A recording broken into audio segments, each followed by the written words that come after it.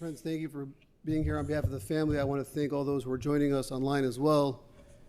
Just as a gentle reminder before we begin, if anybody has a cell phone, to please take a moment to turn on silent.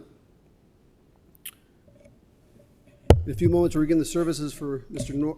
Norbert Rosenthal. Officiating these services, Rav David Zucker. We're going to ask Rabbi Wolf to start off the service with a kapitel.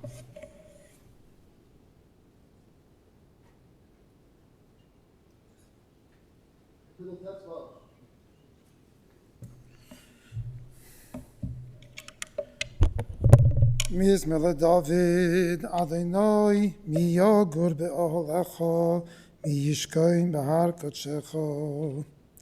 הילך תום ממפעיל צדק, ודבר אמס בלבבוי. לא ירגל על ישוענוי, לא יעשל ורעהו רעה, וחרפו לא ינשא על קרובוי. נבזה בעיניו נימוס, ואס ירא אדוני יכבד, נשבע להורא ולא ימיר. כספו לא נשם בנשך, ושחד ענו כי לא ילקח, עושי אלה לא ימות לעולם.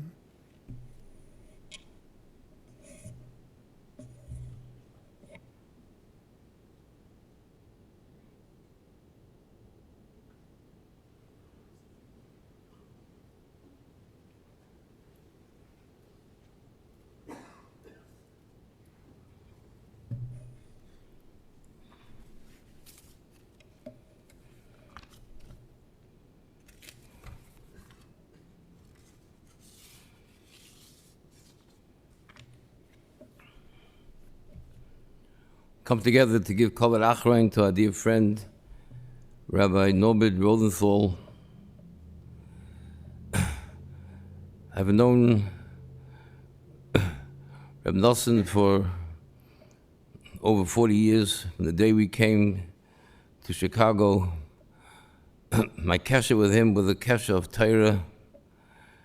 We learned together for many, many years. Friday nights, Shabbos mornings, Shabbos afternoons, many hours we spent together learning Torah HaKadoshah.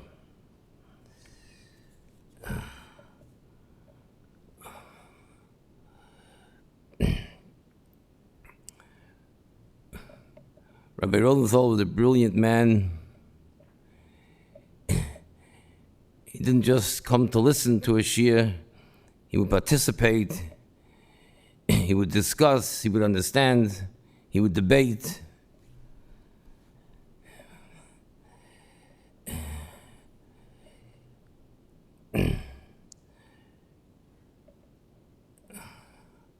Chazal tell us, Toiv l'leches l'beis Eivel, mileches al beis Mishta ki chayiten al liboy.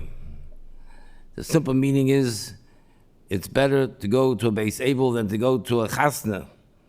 Because when going to Beis Eivel, one thinks about our tachlis in this world. One thinks about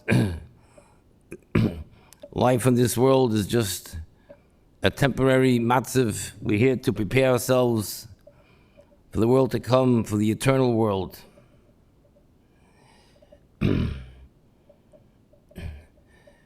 There's another meaning to this pasuk. Sometimes we go from a Beis Hamishta to a Beis Eivel. Tonight, in the city of Chicago, there was a chasna that we attended, and we're going from the Beis Hamishta to a Beis Eivel. Toiv l'leches l'beis Eivel, mileches l'beis Mishta. Sometimes it's good to go from a Beis Mishta to a Beis Eivel. The Talmud Rosh Shiva going, Rabbi Chaim Levine Zitzal once was asked the question, what is Shlomo Melech telling us? Isn't it pashut that it's better to go to Beis Eivel, ki chayiten al liboy? And he said, no, it's not pashut at all, because the avodas hasimcha, the Yid has to serve HaKadosh Baruch Hu mit simcha. And one would think that it's better to go to a Beis Mishta and learn to serve HaKadosh Baruch Hu mitoich simcha. So it is a chiddush that no, it's toiv lech as a Beis Evel, because when one goes to a Beis Evel, he thinks about his ultimate tachlis, ki achai yiten aliboy.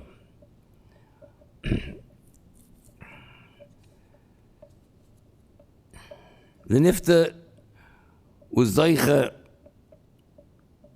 to raise a wonderful family. All his children, Abnei Torah, his daughters, his son, his son-in-laws, they're all Loimdei Torah, Mabitzei Torah of the highest caliber. One is not zoiche to that unless he deserves to be zoiche to have such wonderful children.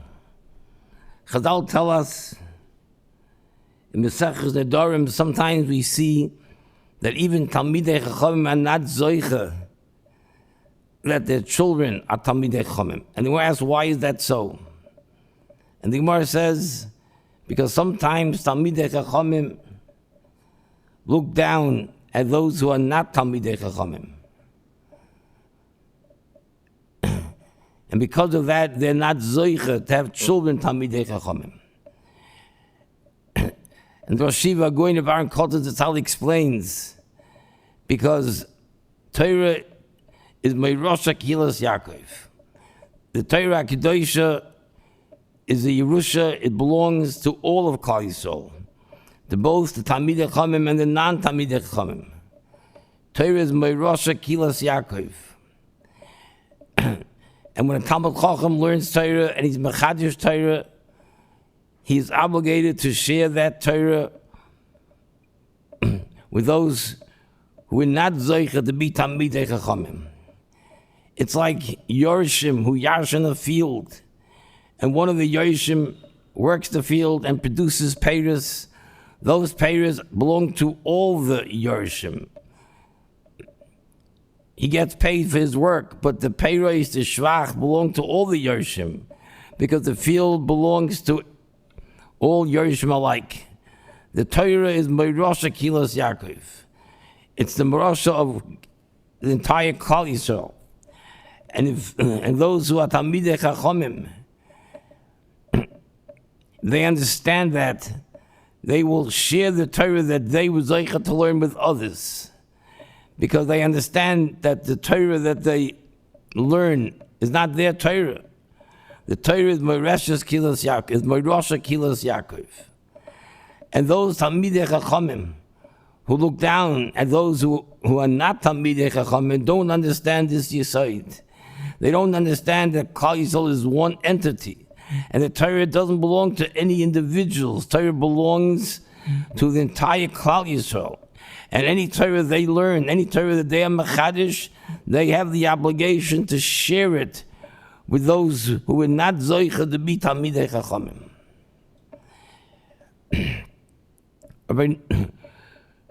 Reb Nosson had a tremendous covet, a tremendous respect and chashivus for Torah, a tremendous chashivus for those that learn Torah. And perhaps that's why he was zoicha. He was zoicha to have children, to have daughters, to have a son, son-in-laws who are all Talmidei Chachamim, who are all Mabitzei Torah, who learned Torah by Smother Rabbah. Because he understood the chashivos of Torah Kedosha. He understood the covet of Torah. He understood what Torah is all about. And at that schus, he was zoicha to have children, Talmidei Chachamim, children who are machshiv Torah, daughters that are machshiv Torah, who have the highest regard and covet for the Torah Kedosha. And this is the one thing more than anything else that's malava him to Gan Eden. Chazal say, Bro Kara Davua. His son is Kara Davua. There's an expression in Chazal. A son is the foot of his father. Why the foot? And they say over that the pshat is, once a person leaves this world, he can no longer do mitzvahs. As long as a person is alive, he's called a hoylech. He's going, he's walking, he's growing. More mitzvahs, more Torah, more chesed. A malach is called an oimed. Malachim are called oimdim in Tanakh. Because malachim don't grow. They are what they are. They don't grow. But a person, as long as he's alive, he's a hoylech.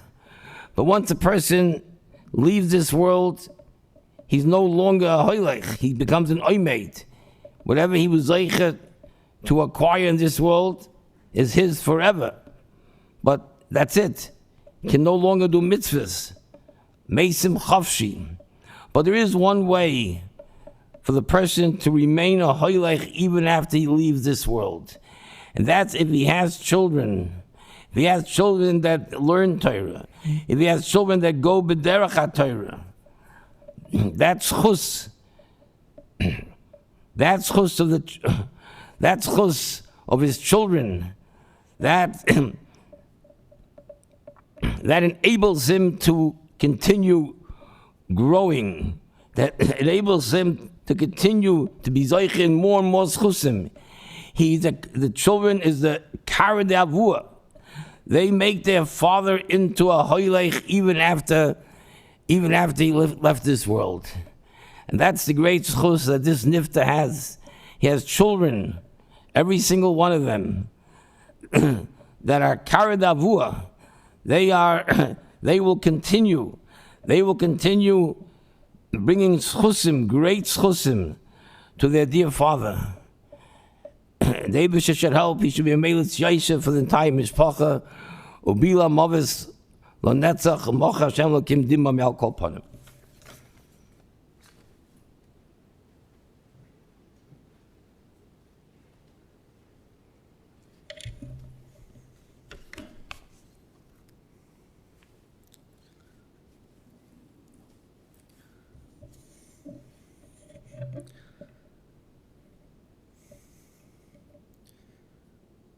Abba, Opa, we were not ready for this.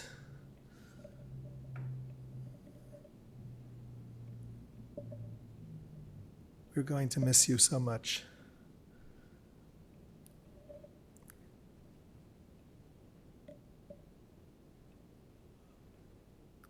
So many things I could speak about.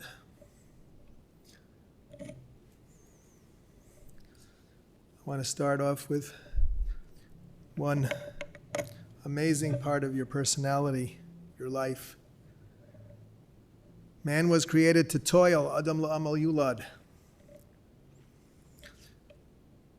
But as Bilam said, Lo ra'a amal b'Yisrael, that HaKadosh Baruch Hu did not see the toiling among the Jewish people. And the Or Chaim HaKadosh explains that even when Klal Yisrael toiled, it didn't appear like they were toiling. And Abba, throughout your life, you were toiling. Toiling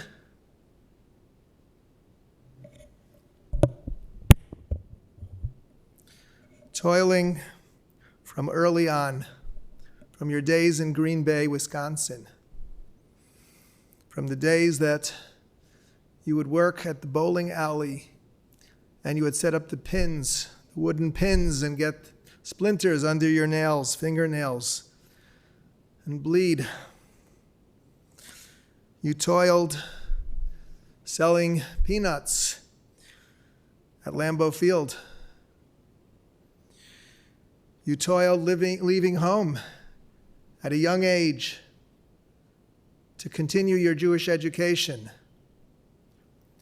And you went on your own to Chicago, to the yeshiva. And you were like Rabbi Akiva. You started from scratch. And you were at a disadvantage. But you caught up. And you learned from the Gedolim.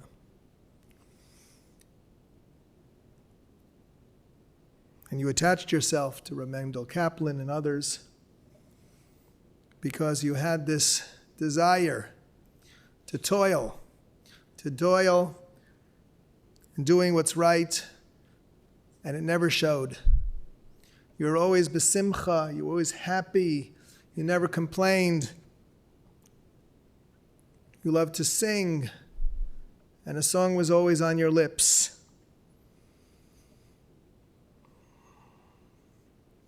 You received smicha, and then went to law school. But you would go on weekends to Beloit, Wisconsin, to be their rabbi.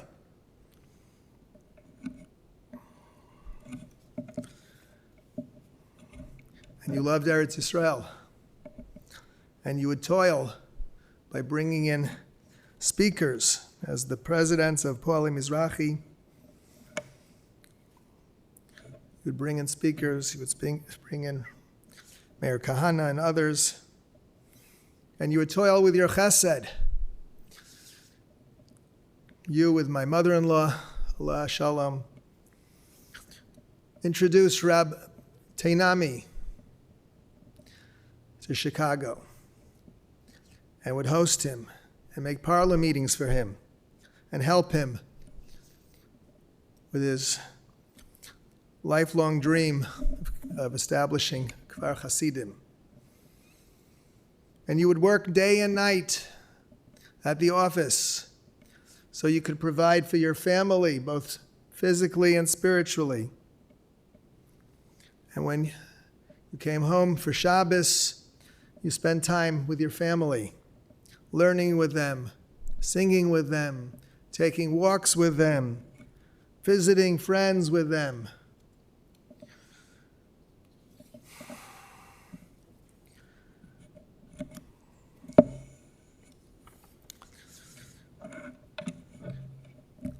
There was an army, a Jewish army war veteran who suffered psychological, emotional damage. And Abba, you would take him home, and all he wanted was to have a bar mitzvah. And although he was tone deaf, for years you would sit with him patiently and teach him as much as he was capable of learning, and eventually celebrate his bar mitzvah with him.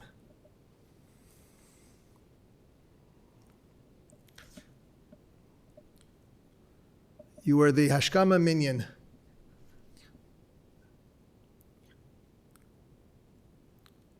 Gabbai, I remember for many years, you were so proud of your minyan at B'nai Ruvain, and you would get up early every day of the week, no matter what time you went to sleep, because sleeping wasn't important.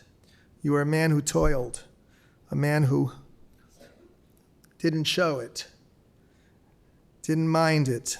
He loved it. You were a loving father, grandfather, great-grandfather. You supported your children. You were Tomech Torah. You supported them in their learning. And you always supported the underdogs. You hosted people who needed an invitation. And you got involved to help people. You hired people who really needed a job, gave people a chance. You were patient. And you loved people. You loved everyone. And we loved you too.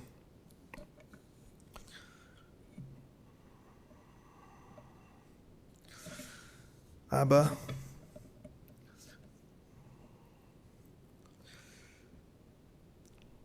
You have a chukas hachachma. You desired wisdom from your early youth, and that continued, as Rabbi Zucker said, by learning with Rabbi Zucker, by learning with Rabbi Lipschitz, by learning with so many chavrusas, so many people. And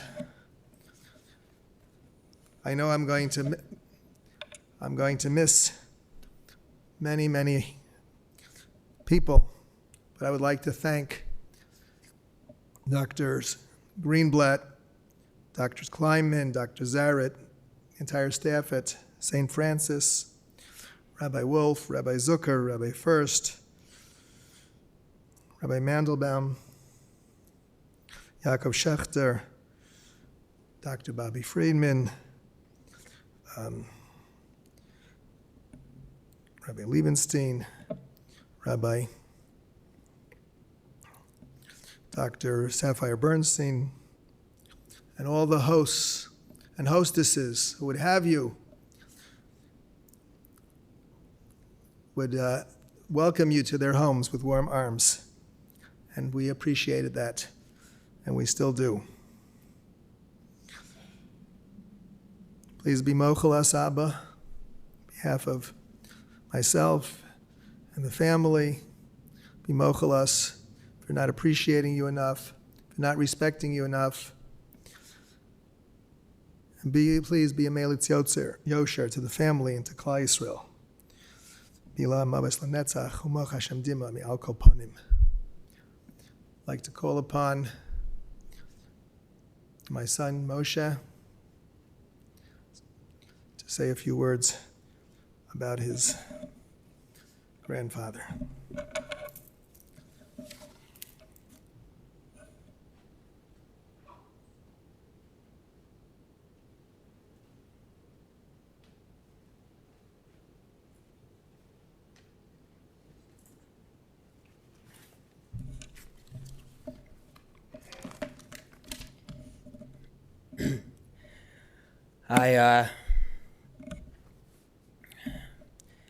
I wish I had more time to prepare this speech.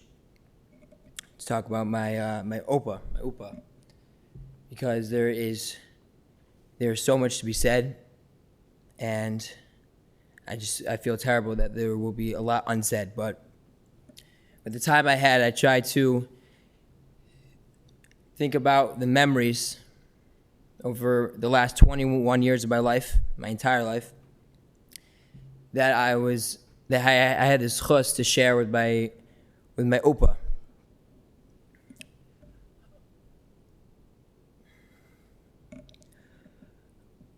My grandfather, he had so many character traits and unique qualities. I don't have the fingers and toes to count how many. But there are two special, unique qualities that Upa had that stood out far from the rest.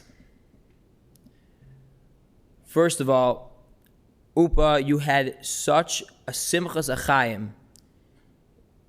Every time, I was in the room with you, whether it was at the Shabbos table, whether it was davening in shul, whether it was at your house, at your apartment, anywhere.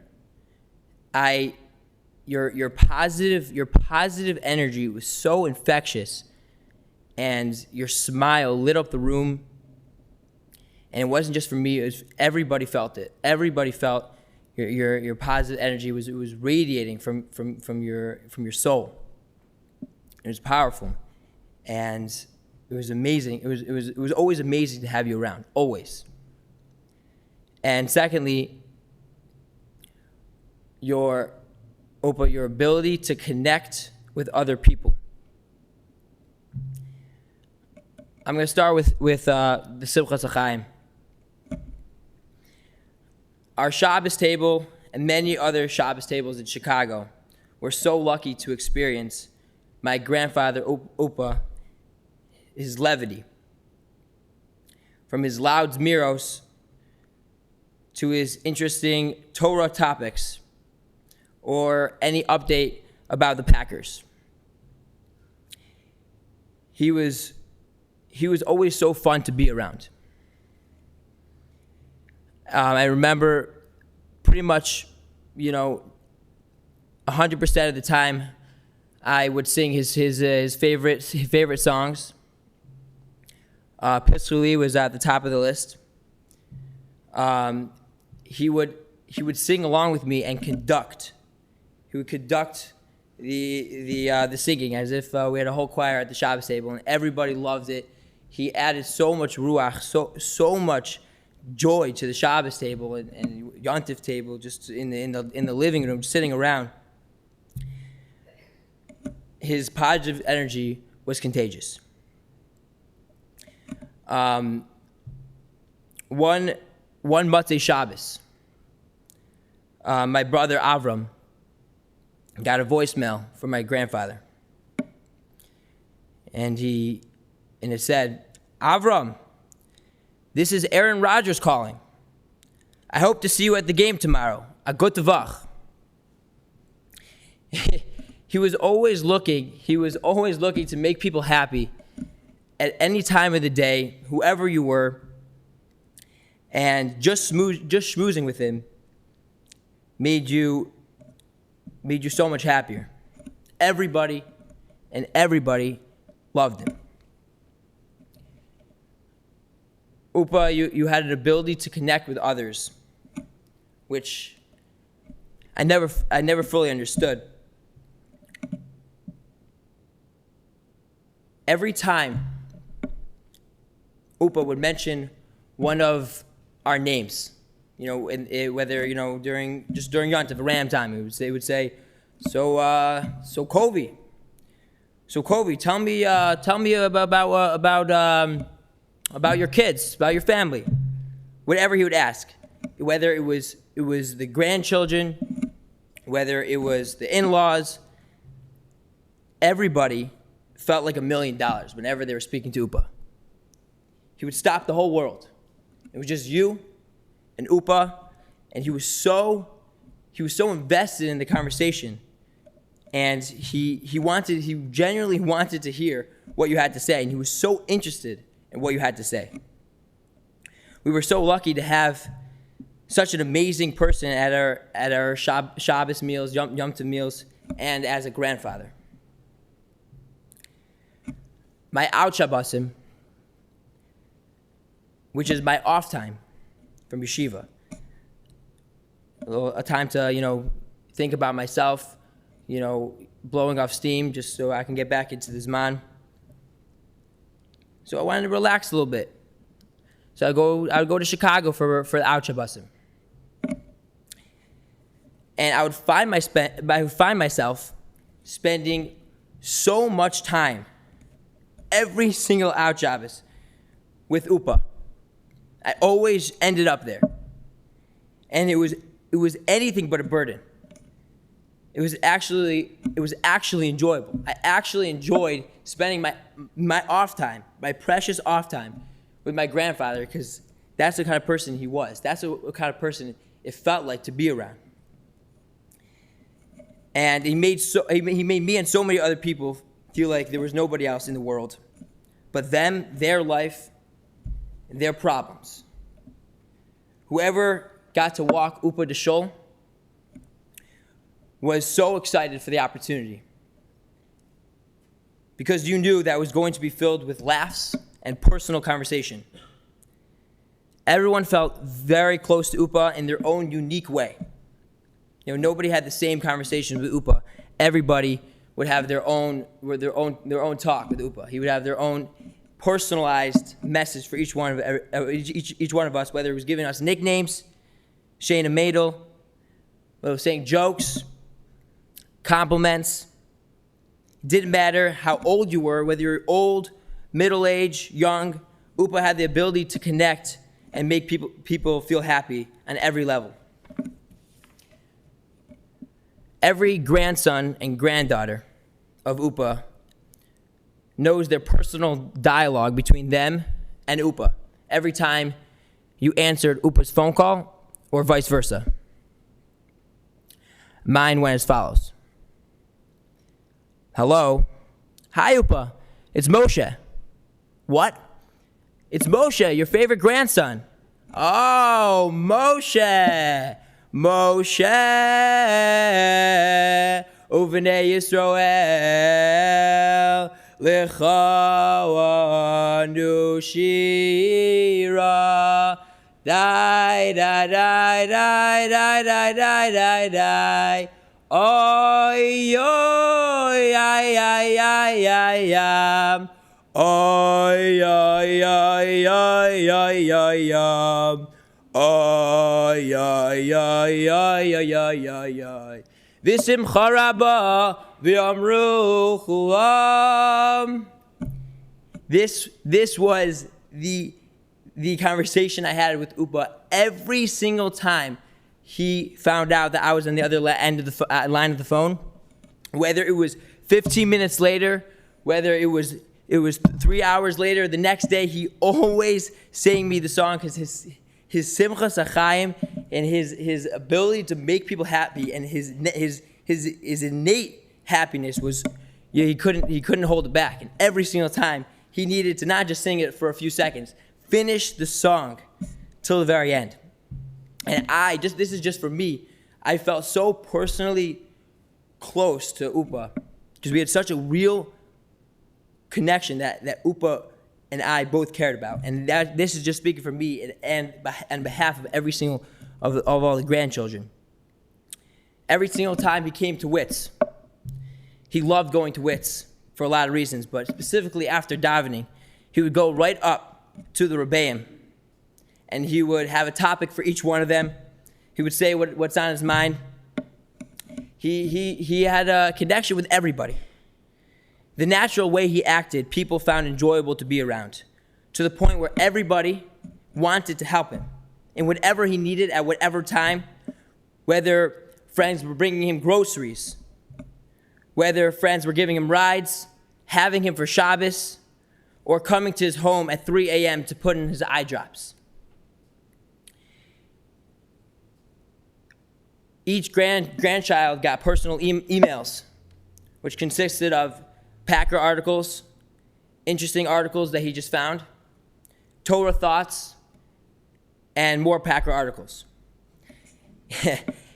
Each grandchild, friend, or anybody who was in Upa's life felt personally connected and was personally boosted up from his positive energy. On behalf of the grandchildren, Upa, this is directly to you. I hope you are mochel us if we did not treat you with the proper respect, if we did anything wrong to you, or didn't do enough for you. Please be mochel us. Upa, I love you. I'm in a lot of tsar. I miss you so much, and we will think about you every single day. Love you. Umacha Hashem dima me'al kol panim.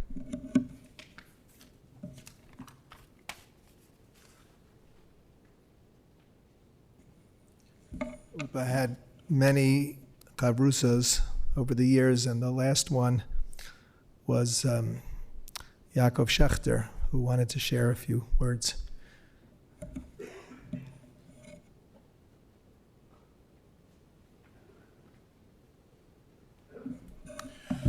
Norbert Rosenthal was my neighbor ever since I bought my house on Whipple Street more than 39 years ago. He was my friend, and for the past several years, he was my chavrusa. I don't even know for how many years it was. We met somewhere, I don't even remember where. I think we were both standing in line at a bank, and he said, Yaakov, I want to learn with you on Shabbos.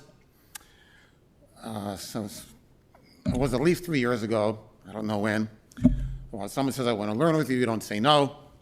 So I said, certainly. She says, what shall we learn? So I said, well, I'm working my way through Tanakh. Right now I'm in the middle of Yeshayahu. So we can learn that. So we started learning Yeshayahu. And the way I learned Yeshayahu changed. because prior to learning with Nosson, I would read a pasuk. I'd look at Mitzvot Zion for the difficult words, read Mitzvot David, read Rashi, read Ibn Ezra, and then move on to the next pasuk. And this way I would be working my way through Tanakh at a reasonable pace. Started learning with Nosson. So read a pasuk, do Mitzvot Zion, do Mitzvot David, do Rashi, do Ibn Ezra, and then he'd say, he had a copy of Mosada Rav Kook on Yeshayahu. So I said, let's see what Mosada Rav Kook says. Nosson, we know what the verse means. Can we move on? Let's look at Mosada Rav Kook. So we did Mosada Rav Kook. Then he had an edition of Shadal. So I said, all right, now let's do Shadal. Nosson, we know what the pasuk means. Let's do Shadal. So we did Shadal. Then he had an edition of Gordon. Said, let's see what Gordon says. Nosson, you know Gordon is an Epicurus. He says, Abe Lipschitz said you can learn something from everyone. And that's true. Abarbanel quotes Christian scholars in his Perush on the Torah. So we did the Gordon. And sometimes we had a word, he wasn't sure what it was, so we'd say, all right, let's look it up in the dictionary. But not just one dictionary. All right, let's look it up in the Alkali, the Hebrew English dictionary. All right, now let's look it up in the Evan Shoshan, the Hebrew dictionary. And then sometimes I'd come to his house on Shabbat or come on to his apartment in Park Plaza, and he'd say, let's go back and do this pasuk again. I said, Nosson, we did this pasuk 3 weeks ago. Why are we going back? So we would argue about that all the time. And he'd say, Hafochba, v'hafochba. He says, what's your hurry? He says, Nosson, I want to get through Sefer Yeshayahu before I die. And at this rate, looks like I'm not going to. So, but we do it. And in the interest of time, so I can only tell you about one pasuk. So in Yeshayahu Perek Mem, pasuk Kavav, Su marom einechem u'u mivara ela hamotzi b'mispar tzva'am l'chulam b'shem mikra mirov onim v'amitz koach ish lo ne'adar. Because of Norbert Rosenthal, I learned things I would never have learned with any other chavruta. Did this pasuk. He said, what does rov onim, what does that mean? He said, Nosson, obviously it means strength. All right, Rov Omim Amitz Koach. It's biblical poetry. You say something, and then he said the same thing again in different words. All biblical poetry is like that. Onim means Koach. Plus, it's in Birkat Ruven, Reshit Oni. He says, let's look it up. All right, so we looked at it. I'm not even telling you the whole story in the interest of time. All right, so looked it up, looked it up in the dictionary, and then I said, you know what? But there's also lo achalti ba'oni in vidui b'kurim, so maybe it also means sorrow. But I'm fine with that, So sometimes it means koach, sometimes it means sorrow. Can we move on? No. Let's look at the German translation. You have this German translation of Tanakh we'd look at. So we did that. And then, I haven't told you this yet, then he said, all right, let's go to Mandelkern, and let's look at every word in the Tanakh that is related to that word. All right, so we did that. And I found out that onim in Tanakh has nothing to do with sorrow. The oninut is purely Lashon Chazal. In Tanakh, it always means strength. So what's going on here? We have lo achalti ba'oni. Well, I can't explain that, but that's what it means. I would never have learned that if not for Nosson.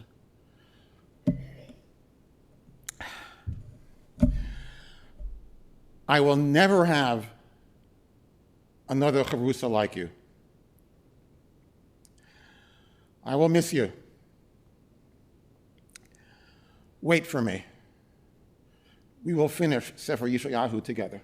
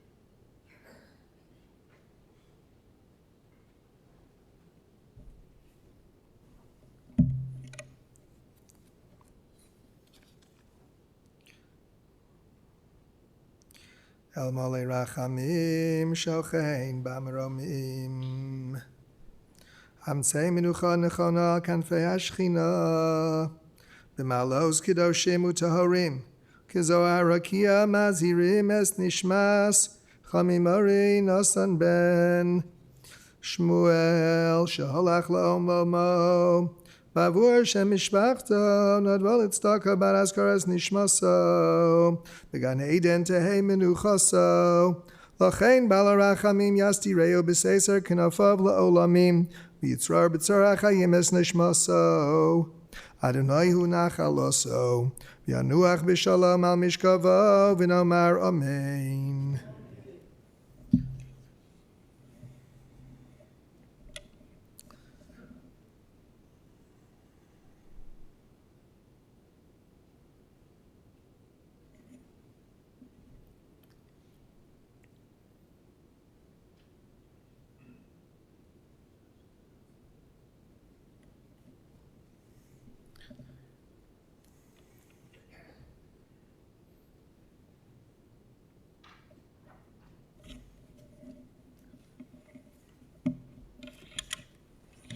Friends, you may be seated for just a moment.